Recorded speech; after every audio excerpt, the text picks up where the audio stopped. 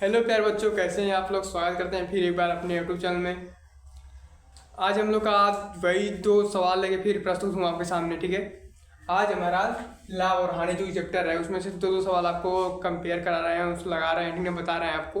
तो दो सवाल बहुत ही इंपॉर्टेंट है आज वाला, क्योंकि ये सवाल जो है ना बहुत मतलब लाभदायक है आपके लिए, क्योंकि दो सवाल खास तौर से बहुत सारे पेपर में पूछा जाता है। ठीक है, तो देखते हैं इस सवाल को हम लोग।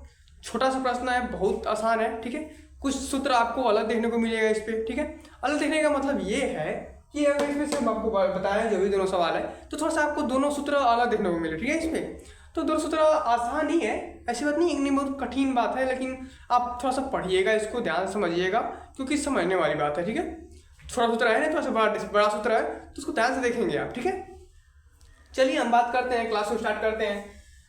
चलिए दोस्तों, कहा जा रहा है कि एक घड़ी को, क्या सुनिएगा प्रश्न को, प्रश्न अगर आप ध्यान से पढ़ते हैं ना प्रश्न को, तो उसी में से आपको आंसर दे मिलने लगता है कि नहीं ऐसे हो जाएगा, ऐसे हो जाएगा। ठीक है, लेकिन अगर आप प्रश्न को बढ़िया से पढ़ेंगे ही नहीं, जल्दी जल्दी कर देंगे, तो ठीक है आपका निश्चित से गलती हो जाएगा। ठीक है, बहुत सवाल गलती हो जाता है, ऐसी बात नहीं है, क्योंकि जितने बच्चे जाते हैं पेपर देने के लिए जल्दी जल्दी सोचते नहीं हम लोग को आ रहा है, बहुत जल्दी जल्दी करते हैं, जल्दी करने आने में रिजल्ट जब आता है तो पूरा शून्य होता है, जीरो आता है। क्या मतलब है उसका। ठीक है, तो आपको सवाल को एक बार दो बार बढ़िया से पढ़ लेना है। ठीक है, क्योंकि देखो सवाल अगर पढ़ेंगे नहीं अच्छे से तो क्वेश्चन के साथ जवाब कैसे देंगे हम। ठीक है, इसीलिए एकदम आराम से सवाल को पढ़ लेंगे हम लोग, पढ़ने के बाद तब उसको हल करेंगे। ठीक है, चलिए देखते हैं यहाँ पे। कहा जा रहा है कि एक घड़ी को 100 रुपए में खरीदने पर, यानी कि एक घड़ी जो है उसको हम 100 रुपए में क्या करना है, खरीद रहे हैं। ठीक है, खरीदने पर 10% का लाभ प्राप्त होता है। 10% का होता है लाभ होता है, 10% का लाभ होता है। ठीक है, 10% का क्या होता है, लाभ होता है। तो उस घड़ी को कितने रुपए में बेचा जाएगा, यानी 10 जो दिया आपको बताया था पहले भी, कि जो भी दिया है उसको सामने आप प्रस्तुत कर लीजिए। ठीक है, फिर उसके बाद सवाल आप लगाइए आराम से। ठीक है, तो क्या कर दिया है, कह रहा है कि एक घड़ी को 100 रुपए में खरीदने पर, यानी कि लिख देंगे यहाँ पे कि घड़ी का क्रय मूल्य, घड़ी का क्रय मूल्य हमें दे दिया है। घड़ी का क्या दिया है, क्रय मूल्य कितना रुपए भैया, 100 रुपए। कितना रुपये, 100 रुपए। ठीक है, घड़ी का क्या दे दिया है, क्रय मूल्य दे दिया है हमको कितना रुपए, 100 रुपए। ठीक है, घड़ी का क्रय मूल्य 100 रुपए। ठीक है, खरीदने पर यानी क्रय मूल्य पर 10% का लाभ प्राप्त होता है। 10% का होता है लाभ, होता है 10% का। तो यहाँ पे लिख देंगे हम लोग लाभ इक्वल टू कितना, 10%। किस पे, इस घड़ी पे हो रहा है। ठीक है, लाभ हो रहा है। तो पूछा है कि उस घड़ी को कितने रुपए में बेचा जाएगा, यानी कि उस घड़ी का विक्रय मूल्य निकालना है। उस घड़ी का क्या निकालना है, विक्रय मूल्य निकालना है। ठीक है, बोला है कि ये घड़ी को 100 रुपए में खरीदने पर 10% का लाभ होता है, तो उस घड़ी को कितने रुपए में बेचा जाएगा। ठीक है, तो यहाँ पे क्या पूछा आपसे, पूछा है भैया कि घड़ी का विक्रय मूल्य आपसे पूछा है, विक्रय मूल्य आपसे पूछ दिया है कि विक्रय मूल्य कितना होगा। ठीक है, तो सिंपल है, आप कुछ नहीं करेंगे, थोड़ा सा सूत्र में बदलाव देखेंगे।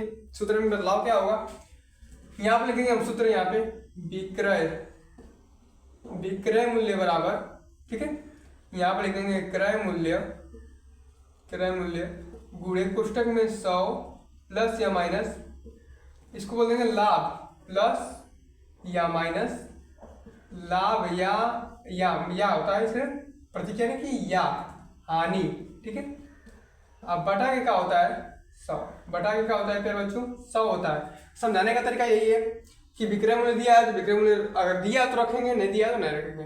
क्रय मूल्य अगर दिया है तो रखेंगे, नहीं दिया तो नहीं रखेंगे। गुणा ये 100 रहेगा हमेशा, क्योंकि 100 इसमें रहता है। अगर लाभ होगा तो यहाँ पे लाभ होगा तो जोड़ेंगे, लाभ होगा तो जोड़ेंगे प्लस का मतलब, और हानि हुआ तो घटा देंगे। ठीक है, ये हमारा मेन उद्देश्य है, इसको करना है।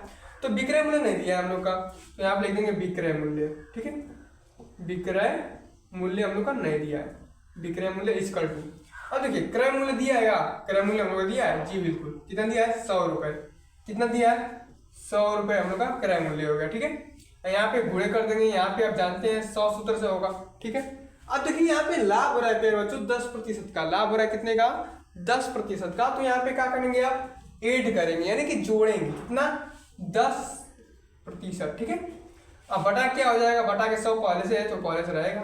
ठीक है, अब देखिए इसको कैसे करेंगे, यहाँ पे लिख रहे हैं विक्रय मूल्य, क्या लिख दे रहे हैं प्यारे बच्चों, विक्रय मूल्य, ठीक है, इक्वल टू कितना हो जाएगा, इसको लिख देंगे 100, ठीक है, गुणे कोष्टक को हल करेंगे तो 100 + 10 तो कितना हो जाएगा 110, ठीक है, 110। अब बटा कितना हो जाएगा 100, बटा कितना हो जाएगा 100 हो जाएगा, बटा के 100, ठीक है।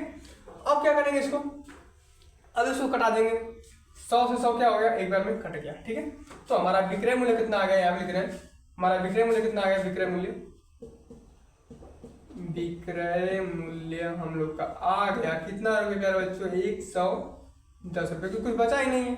तो विक्रय मूल्य कितना आ गया हम लोग का 110 रुपये। ये हम लोग का क्या है, आंसर है, ठीक है, आंसर से पूछा है, यानी कि ये वाला, ठीक है, निकल के आ गया। सिंपल सवाल था, कोई हार्ड नहीं था, ठीक है।